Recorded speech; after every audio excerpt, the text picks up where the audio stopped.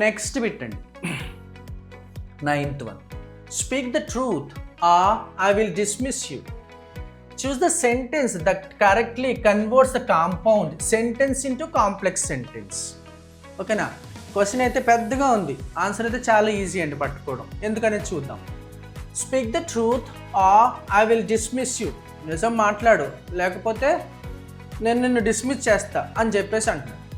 ఏమంటున్నారంటండి, compound సెంటెన్స్లోనే complex sentence వెతకాలంటండి దీనికి. Right చూద్దామండి సెంటెన్స్లు ఏంటి ఎలాగా ఎలిమినేషన్ పద్ధతిలో చూద్దాం.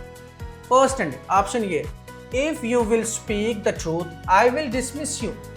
ఇఫ్ క్లాజ్లో రెండు విల్ ఎక్కడ పెడతామండి, ఒకటి సింపుల్ ప్రెజెంట్ టెన్స్లో ఉంటుంది, మరొక సింపుల్ ఫ్యూచర్లో ఉంటుంది. రెండు ఒకే టెన్స్లో ఎలా వస్తాయి ఇక్కడ? సో ఆప్షన్ ఏ ఎలిమినేట్ అయిపోయింది.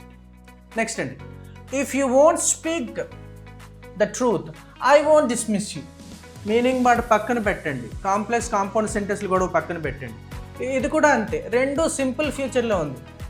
తప్పండి, సెంటెన్స్ తీసేసా. Right, unless you don't speak the truth I will dismiss you. చూడండి, అన్లెస్ అంటేనే నెగిటివ్ అండి.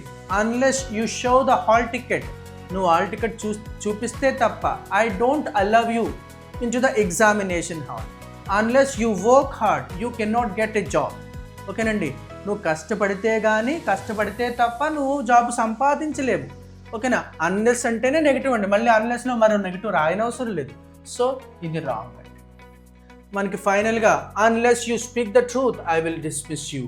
ఓకేనా? ఇలా చేసినా కూడా చేయొచ్చండి, లేదు అలా చేసినా కూడా ఇంకోలా చేసినా కూడా చేయొచ్చు. రైట్, మన ఆన్సర్ ఏంటండి? Option D.